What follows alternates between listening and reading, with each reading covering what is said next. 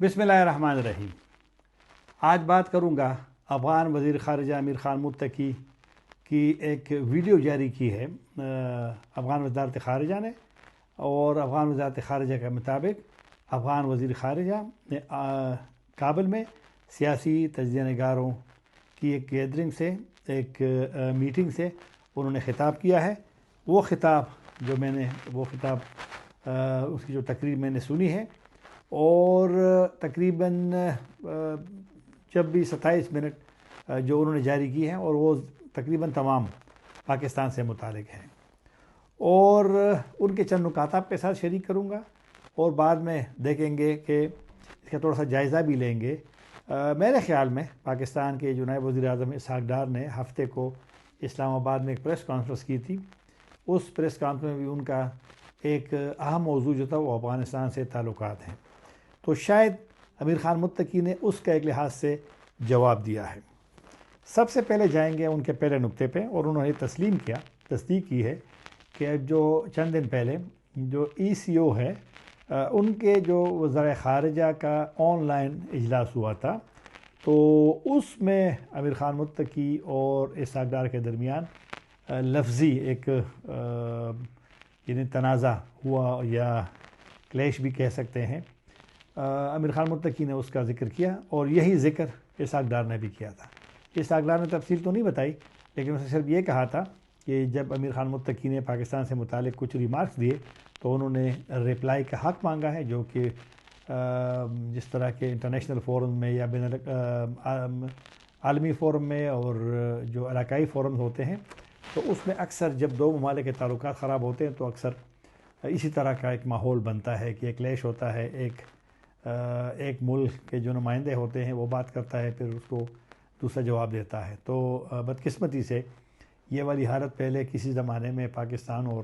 بھارت کے درمیان ہوتی تھی، بلکہ ابھی بھی کبھی کبھی ہوتی ہے یونائٹڈ نیشن میں بھی اور دیگر فورم میں بھی۔ تو وہی حال اب بدقسمتی سے پاکستان اور افغانستان کا بھی ہو گیا کہ جب اس طرح یہ اجلاس تھا آن لائن، تو اس میں امیر خان متقی نے تھوڑا سا اس کا ذکر یہ کیا ہے کہ جب انہوں نے ذکر کیا کہ پاکستان نے جو تجارتی راستے ہیں، ٹرانزٹ کا بھی ذکر کیا، انہوں نے یہ بند کیے ہیں، تو اس طرح پہ اسٹرائک کا بھی اس نے ذکر کیا، جو کہ افغانستان کہتا ہے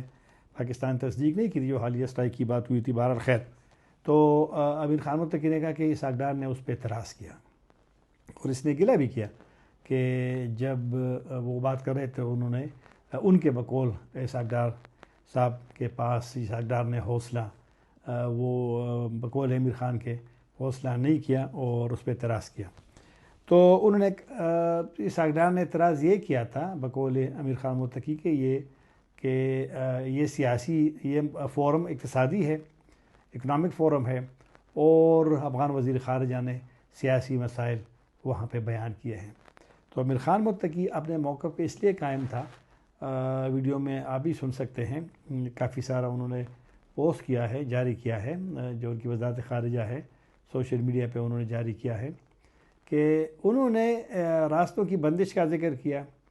تو ٹرانزٹ کے بندش کا ذکر کیا، اور ان کے بقول یہ اقتصادی معاملات ہے، اس لیے انہوں نے ان کا ذکر کیا ہے۔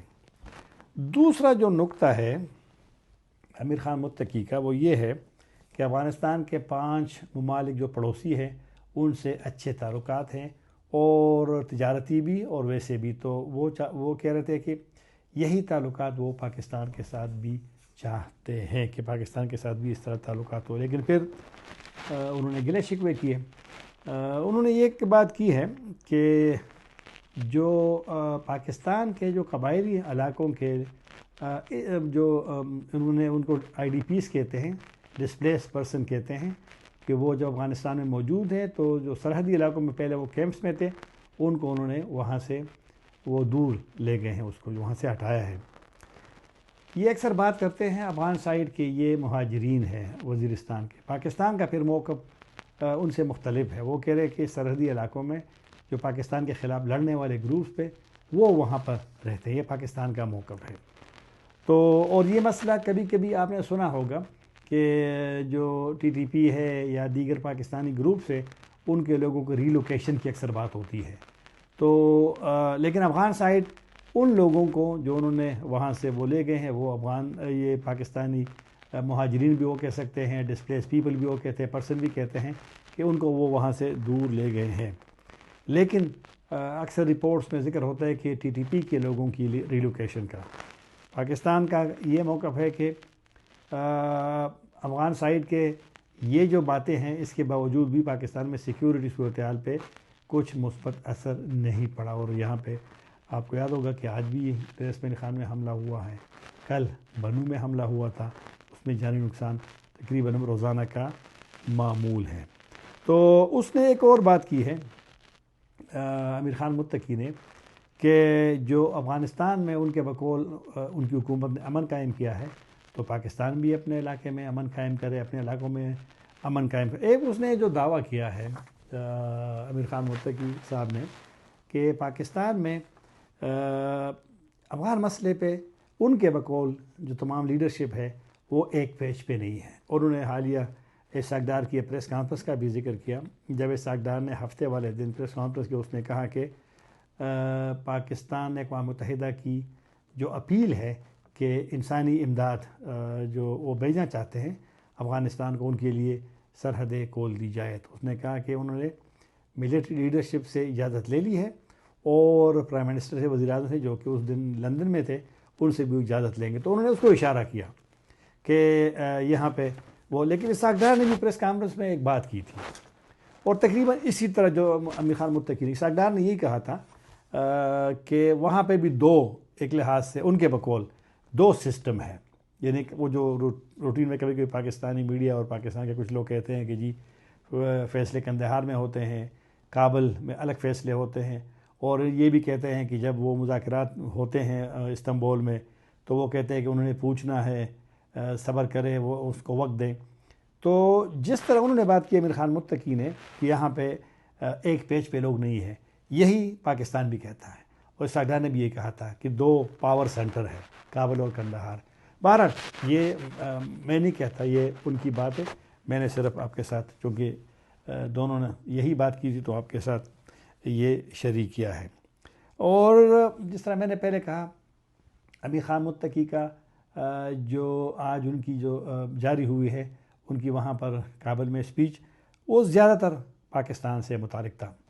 اور اسحاق ڈار کے جواب تھا۔ اسحاق ڈار نے بنیادی طور پہ اپنے دورے جو انہوں نے کیے تھے اس کے حوالے سے بات کی تھی، لیکن اس میں افغانستان ایک مین موضوع اس لیے تھا۔ ان کا یہ کہنا تھا اسحاق ڈار کا کہ پاکستان کا افغان طالبان حکومت سے صرف ایک ہی مطالبہ ہے کہ پاکستان کے خلاف جو لوگ لڑتے ہیں ان کو آپ پکڑو، ان کو گرفتار کرو، ان کو سرحد سے دور بھی لے جاؤ، اور ان کو پاکستان کے حوالے کرو۔ یہ ان کا بنیادی طور پر یہی تھا۔ اور پھر اسحاق ڈار نے یہ بھی کہا کہ جب سے طالبان حکومت آئی ہے پاکستان میں، تقریباً 4000 جو سیکیورٹی اہلکار ہیں ان کے جانیں لی گئی ہے، 20,000 تک زخمی ہے۔ تو یہ والی بھی اس نے بات کی۔ انہوں نے کہا کہ کوئی اگر یہی پالیسی افغانستان کی جاری رہی تو پاکستان میں کوئی آثار دکھائی نہیں دیتے کہ افغانستان کے ساتھ تعلقات صحیح سے چلی جائے، کیونکہ جب تک وہ کہہ رہے پاکستان کا یہ مطالبہ نہیں مانا جاتا۔ جاتے جاتے بھی یہ کہوں گا، اپنا آپ کے ساتھ شریک کروں گا کہ امیر خان متقی کی یہ تقریر جو میں نے سنی ہے، اور اسحاق ڈار والی چند دن پہلے والی، تو اندازہ یہی ہوتا ہے کہ جو ابھی جو خبریں آئی تھی سعودی عرب میں مذاکرات کی، تو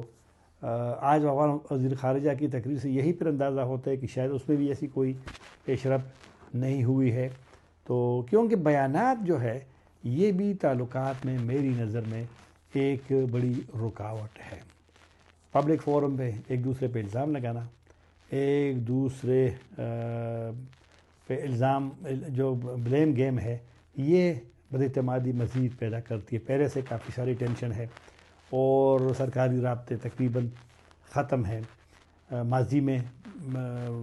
ٹریک ٹو یا بیک ڈور ڈپلومیسی ہوا کرتی تھی، وہ بھی نہیں ہے۔ ماضی میں جرگے جاتے تھے پاکستان سے، جو پشتون لیڈرشپ ہے یا دیگر جو اہم رہنما ہے وہ جاتے تھے ایک جرگے کی شکل میں، اور کبھی کبھی کوئی پیش رفت ہو جاتی۔ بدقسمتی سے تقریباً وہ سارے سلسلے رکے ہوئے ہیں۔ مذہبی پارٹیوں کا ایک رول ہوتا تھا ماضی میں، وہ بھی اب ایسا سمجھ لیجئے کہ یا تو نہ ہونے کے برابر ہے یا بہت کمزور ہے. تو اس وجہ سے بدقسمتی سے بار بار میں بدقسمتی کا لفظ استعمال کر رہا ہوں، کیونکہ میرے خیال میں عوام جو ہے پاکستان اور افغانستان کی وہ بھی ان حالات سے نالاں ہیں. وہ بھی چاہتے ہیں کہ جو موجودہ ٹینشن والی صورتحال ہے اس کا خاتمہ ہو. خیر خواہ اجازت چاہے گا. اللہ حافظ.